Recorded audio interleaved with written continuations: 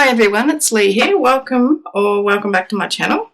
So in my previous video I made this cute little journal with its mistake on the back here. If you watch the video you'll see what I did. Got distracted. I took a phone call in the middle of making the video and come back and for some reason put that closure there instead of there. Anyway, we got around that, and this one has this extra little bit of embellishment on the back there. And then one of the comments, and a valid one, was from Jackie, and she suggested that didn't have enough room in it. She knows me well. She knows I like to fill my pages up. So I thought I'll have another go and make another one. I've already worked out how I'm going to do it. The pages are going to be a little bit smaller, but there'll be room for expansion. And what I'm going to do, how I'm going to achieve that is, this is exactly the same size box. So what I'll do, I think this will work. So on the previous one, I have one signature sewn in here. We don't use that fold, and the other signature was sewn in here. So this is a great way to make a box, make a book, and use the entire box. And it's from an idea from jennibellie. But what I'm going to do, so I've got that room to, for my book to fill out a bit, is I'm just going to score another line here and here, probably give it, I don't know, 1/4 of an inch maybe. So it'll provide a bit more space in there. And as I say, my pages will be slightly smaller, but everything else is going to be the same. So I'm just going to score those lines. I love this design. It's such a great little book. They'd make wonderful gifts. The paper I used in there was sketch paper, so a lovely little art journal perhaps. Okay, so this is where I'm going to get my my extra room in there. So just need to line it up. Am I going to do this on here? I'm not sure now. Okay, so this way I can line up my fold. And I really only want it to be about that wide. So I'm not sure if I can feel my way through this. There we go, there's a crease, a groove. I should probably have done this from the other side.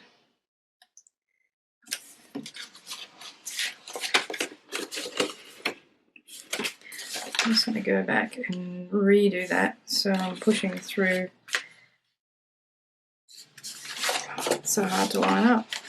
I thought this would be easy. Probably could just do it without using the scoring board. Sorry about that noise. So I'm just pushing right in. Okay, so fold that.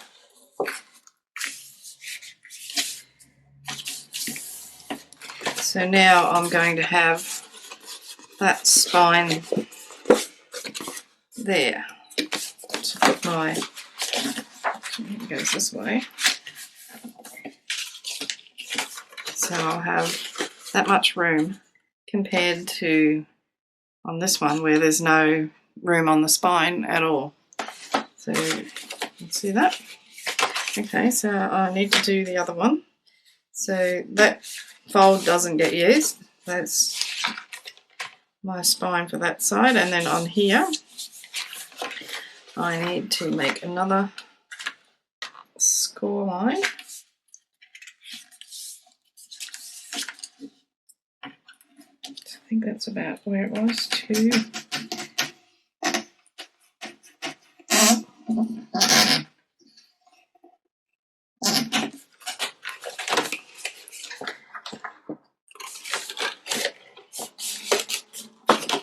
Okay, so now I'll have room for expansion, and what I did last time was fold that over. I'm just wondering if maybe this time I should leave that flap there. I guess it doesn't matter, does it? Like let me show you on this, what I'm thinking about is the book coming apart in the middle here. But I reckon it's going to be okay. And if it does have a bit of a gap, it's going to be okay. Alrighty. So in my previous video, you saw how I made that one. So I have to glue over all these flaps rather than cut them off because they help to make it stronger. I will trim those ones a little bit just so they're not going up into the spine. And then I'm going to cover it inside and out with gel prints. And I have some tea-dyed or tea-stained sketch paper for my pages. So the first thing I'm doing is gluing a piece of cardboard over that fold in the box that I don't want to use. So if you don't do this, then that's like a weak spot in the cover. So it's just easier. It works like a splint. And then I'm gluing down all the flaps rather than cut them off. So as I said, this is a great way to use up an entire box. So I haven't, apart from where I needed to take a little sliver off the spine bits, I haven't had to remove any parts of this box at all. And it's a great size because it's about, I think it's about 6 inches square, 6 by 7, something like that. So a really good size. Nice and flat too if you want to post, or if you make one and want to post it to somebody. So even as a Happy Mail item, I think this would work. You wouldn't have to put as many pages in it. You could have some pockets in there. So yeah, really good idea, and I'm so happy that I found it. It was just by chance. So funny how things come up in your feed. So I'm just using my bone folder to make sure those creases are nice and tight, and the cover is as flat as possible, and then I'll cover it in some gel prints.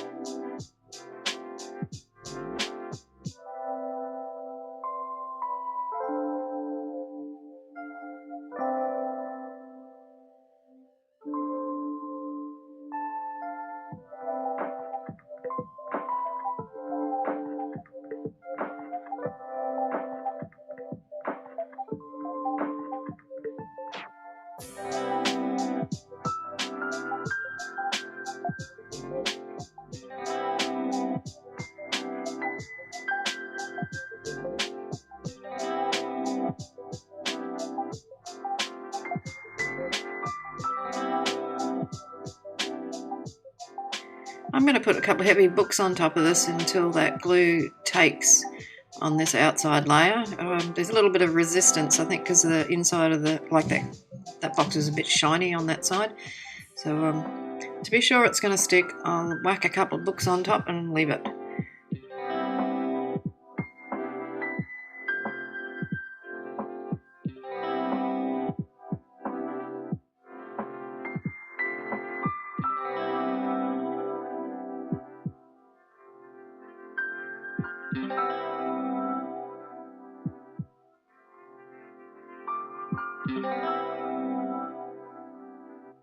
Once I've got that all glued on, I'm just going to manipulate the cover a little bit just to make sure that it's comfortable with its bending. I just want to make sure that it's happy with where the folds are, and that when I do come back to fold it and put the pages in that, you know, I'm not struggling to find where they are.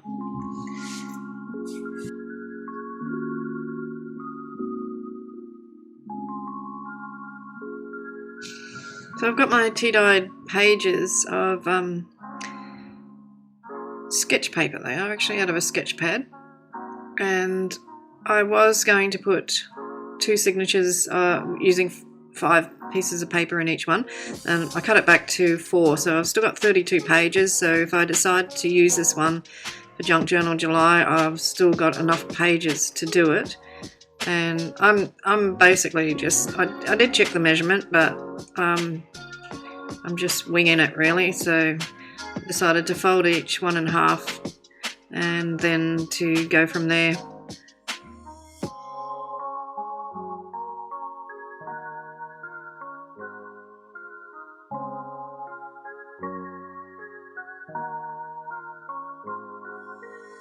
And in my efforts to make my life a bit easier, I decided to just fold one piece of paper to the size that I needed it to be, or approximately the size, and then use that one as a template to cut the other ones, cut all the rest, and fold them. But I do have to trim off about another ½ an inch, I guess, off the end, just so that the book will function a bit better. And I think it allows a little bit more room for expansion in there too when that page is just that little bit less wide. So this is my first cut.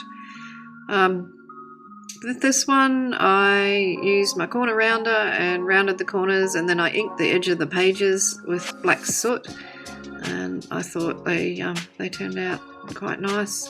So here I am just trimming them down again, making strips for some other project, no doubt. So yeah, I just used one lot as a guide to cut the next lot. Very scientific.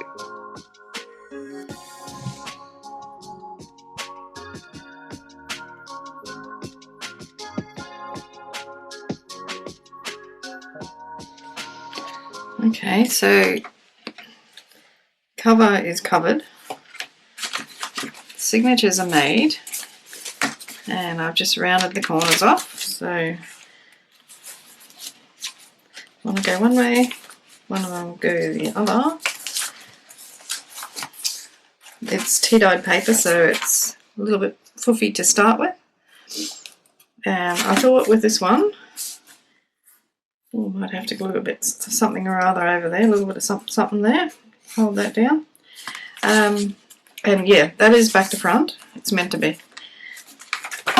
Alright, so I have some watercolour circles, and I'm going to use them as my closures, and I am going to put 2 on each side. So, but I want to stick them onto cardboard first, just to strengthen them up a bit. I'll let them sit for a little bit, and then I'll cut them out. Pop a hole in each one. So there'll be 2 here and 2 here, not 2 here and 2 here like I did with my other one for some reason. I do not know why. But while I'm waiting for the glue to dry, I'm going to just put a little patch on that. I don't like the way that is catching where the fold is.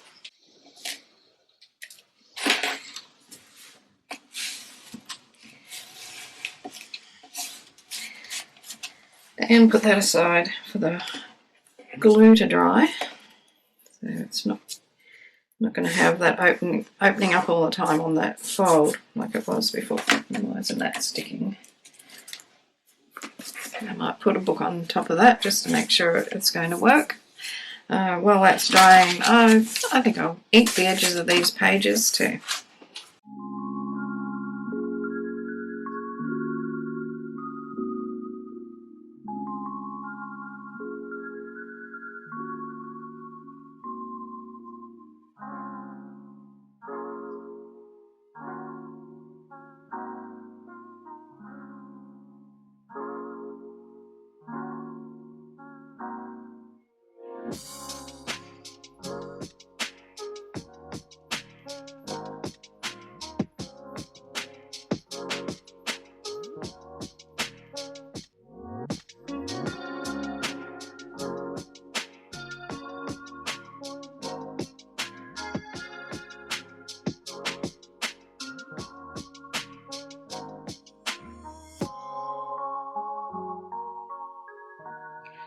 I've punched the holes in the center of the buttons, and I'm just using a black marker to put a little dot on each flap so I know where to punch my holes. And once I've got that all punched, I'll use brads again because this is too thick to get the eyelets through, or the ones that I've got anyway. They're not, the shanks aren't long enough on them. So I'm going to use the brads again and pop a little bit of masking tape on the back to secure the brad so that it doesn't pull out, because they have a tendency to do that.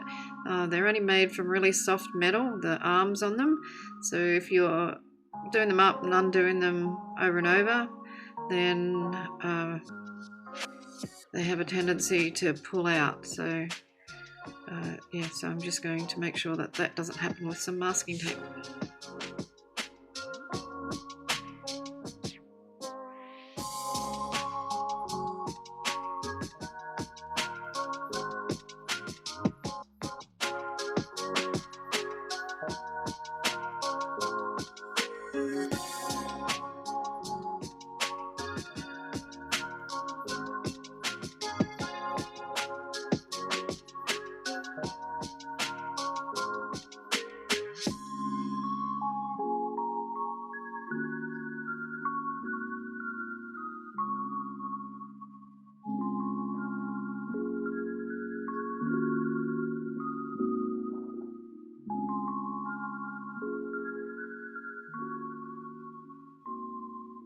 Whoops, just realised I hadn't inked the edge of these, so I take out the ones that I've already put in. Give the edge a quick inking with some vintage photo.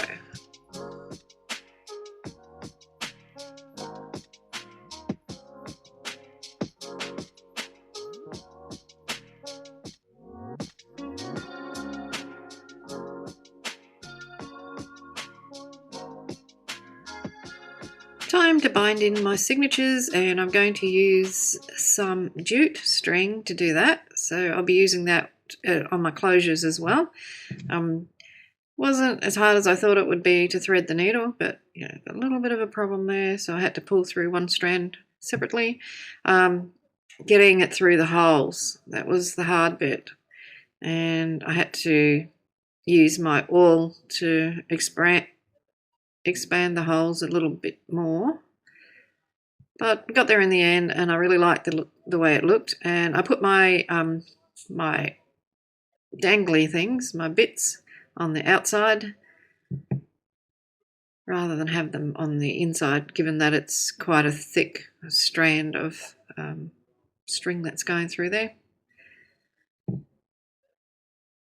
So just tying that off with the square knot, so left over right, right over left, left over right again. And that's one signature in the book. Time to do the second one. So I just eyeballed where I wanted it to go. Now, I had a problem when I did the first one where I didn't get my binding right in the middle of the spine. And I don't know if you can see that. It looks like my holes are sort of in the middle, but when I actually sewed it together, I found that they're off a little bit. It doesn't bother me because this is just for my own personal use. If I was selling this book, I would make sure that I had put the holes in from the outside so there could be no mistakes there. But yeah, I like this. This is all nice and rustic. I really love these buttons. I was halfway through making them. I was sort of doubting whether they suited the aesthetic of the gel print, but yeah, I think they really look good. So there we have our buttons on. A nice little pop of colour there. Just going to tie my jute on for the closures. And I do one from one side and the other one I'd attach on the other button, the opposite button, so that the one closes from the right, one closes from the left, just for the heck of it. No other reason.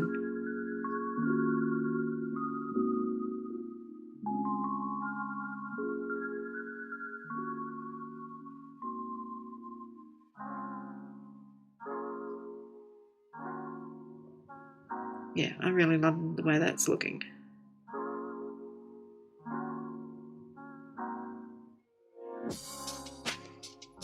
So one thing I need to do with this book is, and I didn't show it on camera, is I actually made the pages ever so slightly smaller again. So I've lost my rounded corners, and I'll need to go back over and redo them and ink those pages again. But other than that, she's all done.